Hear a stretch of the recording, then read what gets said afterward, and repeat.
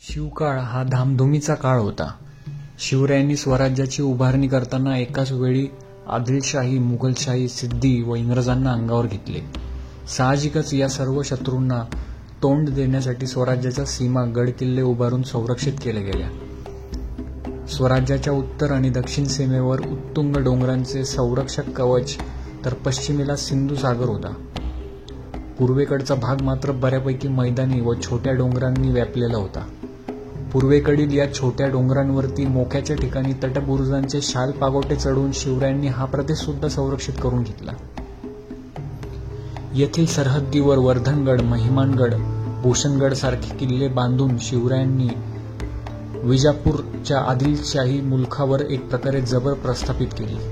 हे सर्व किल्ले उंचीने जरी धाकटे असले तरी चोहोबाजूंनी तटबुरुजांनी वेढलेले आहेत.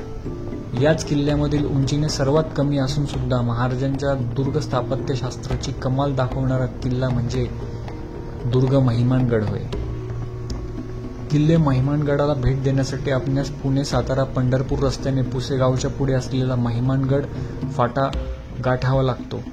या फाट्यावरून डावीकडे वळालो असता काही वेळातच आपण महिमानगड गावात प्रवेश करतो. रस्त्याच्या उजव्या हाताला ऐसपैस पसरलेला तटबुरुजांनी वेढलेला महिमानगड आपले स्वागत करतो. गडाच्या पायथ्याशी असलेल्या भवानी मातेच्या मंदिराच्या मागून गडावर जाणारी पायवाट आहे. पायवाटेने गडाकडे जाताना डाव्या हाताला गडाच्या माथ्यावर पाण्याचे एक कातळ कोरीव टाके आहे. आपण या टाक्यातील थंडगार पाण्याचा आस्वाद घेऊन मुख्य पायवाटेने गडाकडे आगेकूच करायची.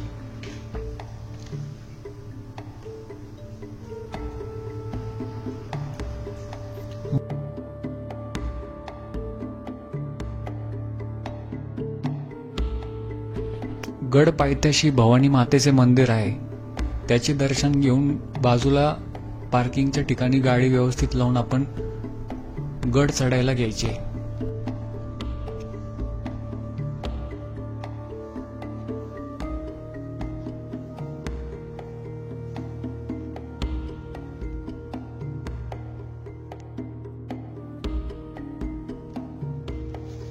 महिमानगड हा उंचीने थोडका असल्याने पायथ्यापासून 15 ते 20 मिनिटात आपण गडाच्या पहिल्या प्रवेशद्वारापाशी येऊन पोहोचतो. गडाचे पहिले प्रवेशद्वार आज नावापुरतेच शिल्लक आहे. गड चढाई करताच आपल्याला काही वेळातच गडाची तटबंदी आणि दरवाजाचे ठिकाण दिसायला लागते. पायवाटेने त्या दिशेकडे चालत राहायचे.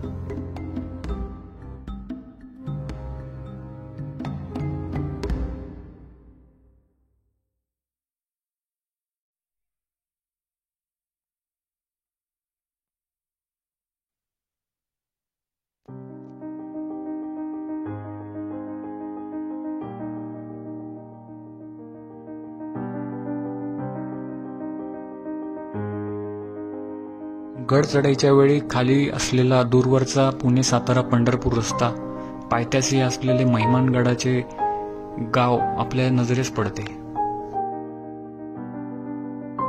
वर जाताना काही वेळातच कातळ कोरीव पायऱ्यांचे अवशेष देखील दिसू लागतात.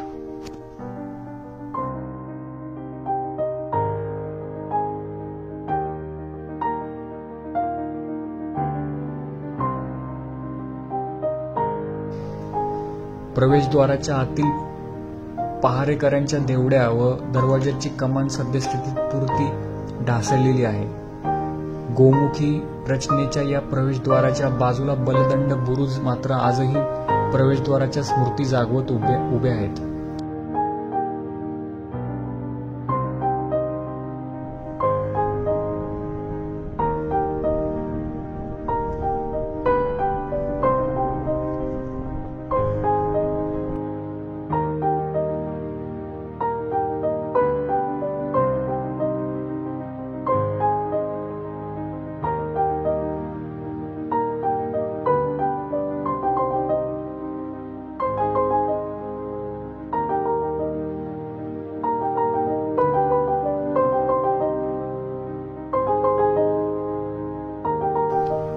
प्रवेशद्वाराच्या दोन्ही बाजूंना असलेले गजराजाचे शिल्प पाहून आपल्याला आनंद झाल्याशिवाय राहत नाही. हे देखणे गजशिल्प नजरेत साठवून आपण गड प्रवेश करतो.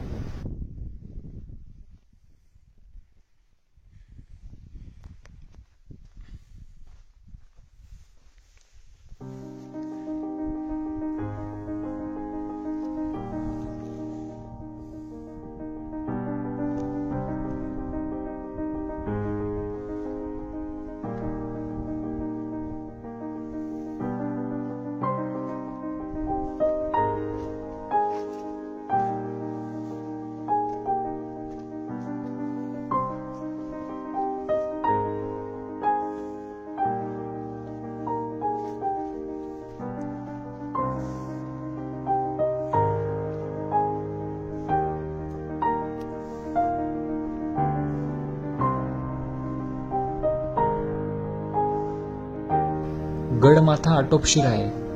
गड प्रवेश केल्यानंतर समोरच मारुतीचे मंदिर दृष्टीस पडते. मंदिरातील मारुतीरायाच्या मूर्तीचे दर्शन घेऊन आपण आपली गडफेरी चालू करायची.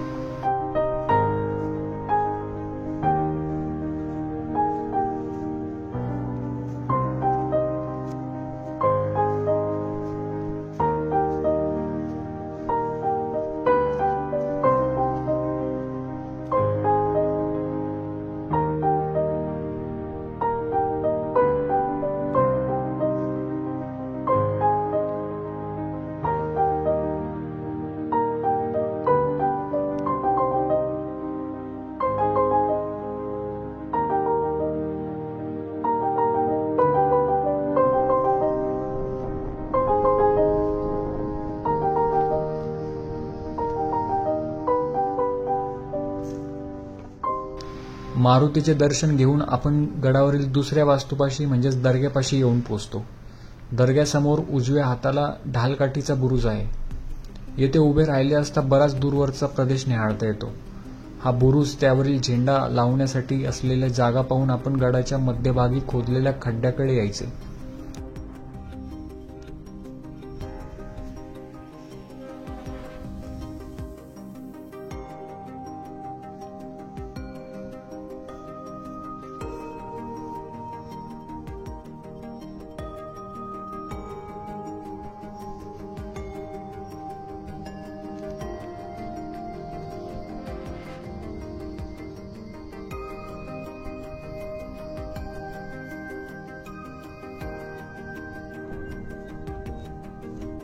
या खड्ड्याच्या बाजूलाच पाण्याचा एक बांधीव तलाव आहे.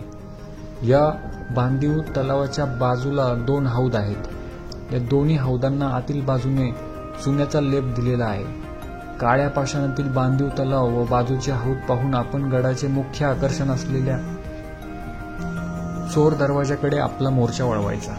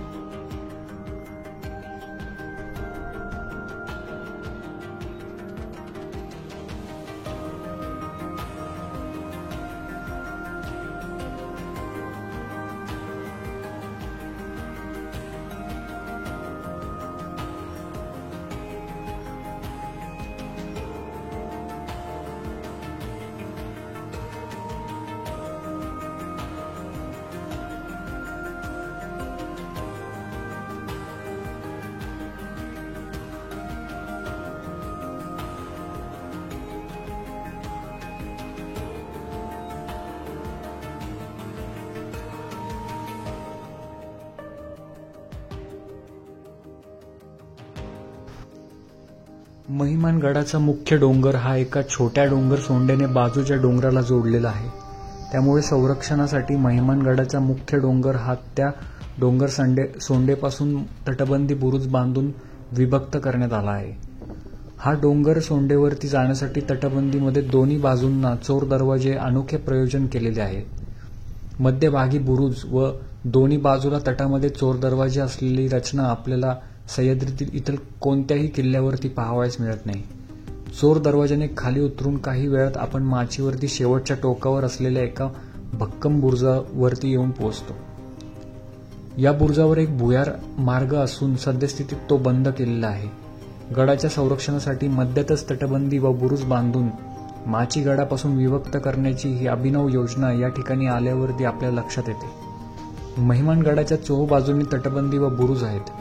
आज मी तीच तटबंदी बऱ्याच प्रमाणात ढासळलेली आहे. तरी तटफेरी करताना जागोजागी आपणास शत्रूवर बंदुका तोफांचा मारा करण्यासाठी बांधण्यात आलेल्या जंग्या दिसून येतात. अशा रीतीने आपले गड फेरी पूर्ण होते.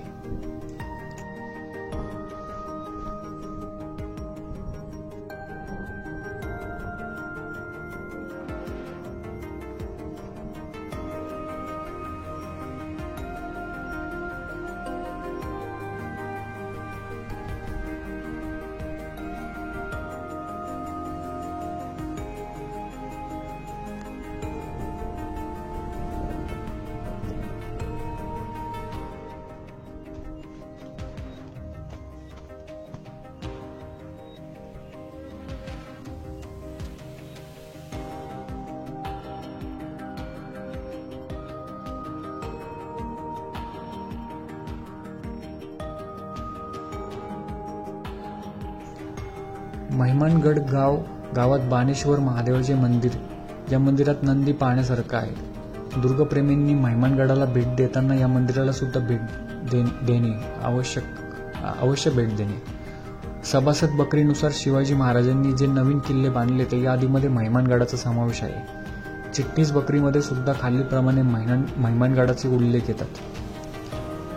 महाराज रायगडीहून देशात जावे म्हणून सातारा प्रांती आले.